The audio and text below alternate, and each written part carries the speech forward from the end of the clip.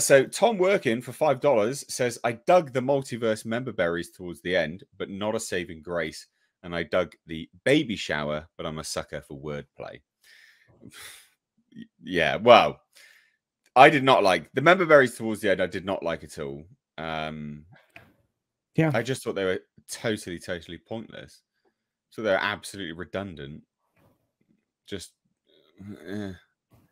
it makes no sense on so many different levels. Like it really started to feel like a DC's greatest hits clip show after a little bit there, because none of them served any purpose. Well, a lot of them are. Yeah, a lot of them are not even member berries. Well, I guess member berries, but for like really niche stuff. That's what I mean. Yeah, you know? Easter eggy, like, member berry stuff. Even like the black and white world drove me nuts because it's like only 2 seasons of the show were in black and white. Like, yeah, it wasn't black and white the whole time, and to have a black and white world is stupid. It makes no sense. It's just, yeah.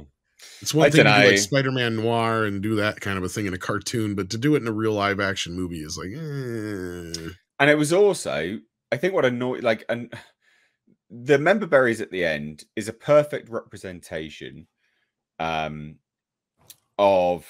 some of the one of the main problems with this movie, which is the CGI, right? Because obviously all of that was entirely CGI, but also it wasn't, and we've got to touch on it now. Because Nicolas Cage actually suited up as Superman, for fuck's sake. I don't see where CGI'd over the top. I don't see where exactly. Yeah, they say the same thing about what's her face as Supergirl, Helen Slater, and I didn't see that either. Okay, why would you even do that? I don't see any reason for them to have been suited up.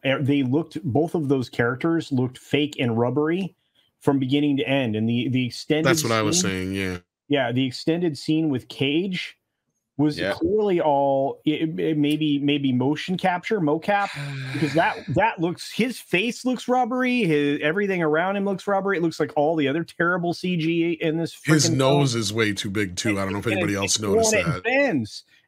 I mean, I'm like, gosh, you guys couldn't even take it. You couldn't establish a proper wireframe. I'm like, good gravy, mate. Apparently, what they did was they shot it.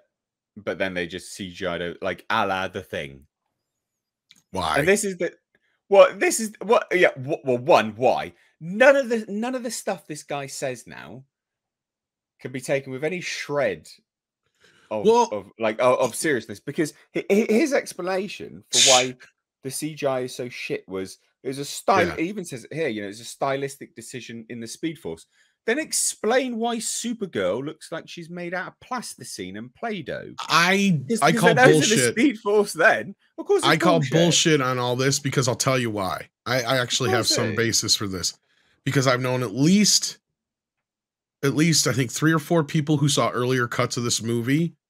And Chris Gore even said the same thing the other day on Monday, because he said he also knew somebody who saw an earlier screening of it before. Well, I had leaks before. Yeah, well, you did. A long time and when ago. they showed one of the screenings here a couple months back, when they didn't show the ending, they flat out said it's not done yet. So excuse the CGI did not change between that screening or any of the previous screenings before. That's what I've been told, is they did not do anything to fix this movie. As I've said before, the moment they decided that this was done, they decided, nope, we're not spending any more fucking money on it. Because as I reported, the Hollywood Reporter confirmed almost all of my reporting. The only things they didn't confirm in there is what I was reporting about them pretty much, like I said earlier, thinking about replacing Ezra Miller, but they were balancing the cost factor as opposed to going forward. At that point, they were still thinking about trying to salvage the Snyder characters, just not the Snyder verse.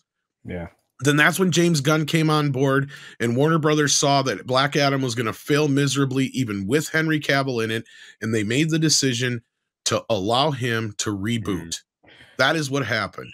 Well, and at that point, they didn't want to spend any more money on this movie. The only money that was spent was the money to shoot that last cameo.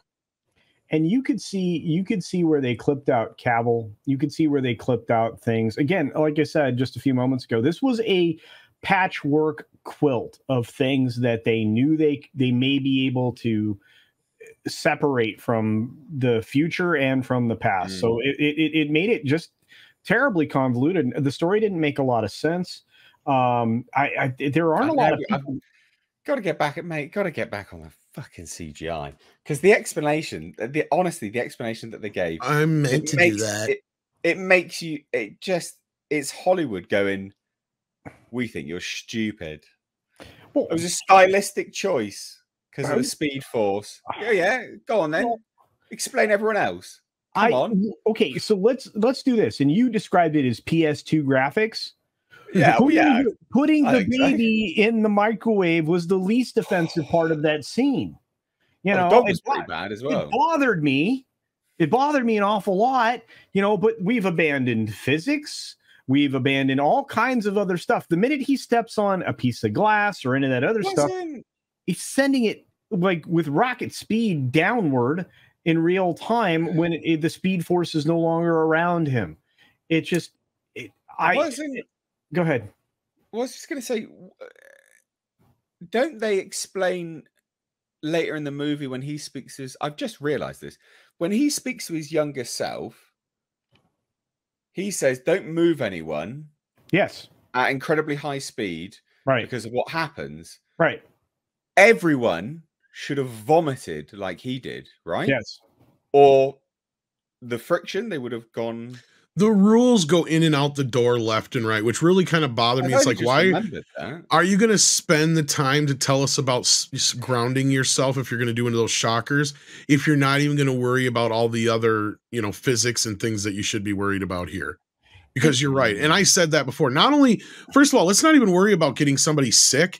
If you don't grab their neck the right way, you're going to snap their neck the moment you go into Speed Force.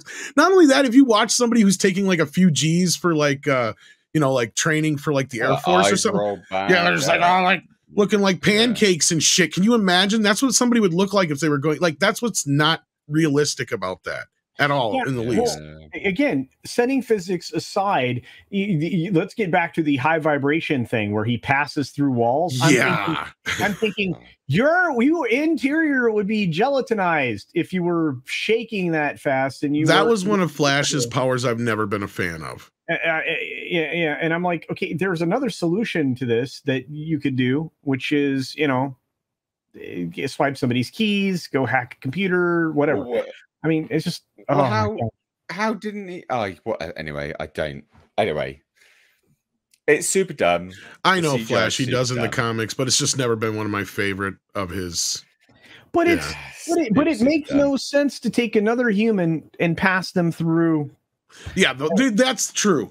I will accept him being able to do it, but him holding somebody being able to do it, that sets up a whole new set of problems, even if they're vibrating at the same. You have to calculate for more vibration because you're holding on to another person. Regardless, the one thing I did enjoy that was in this film was Sasha Kaye.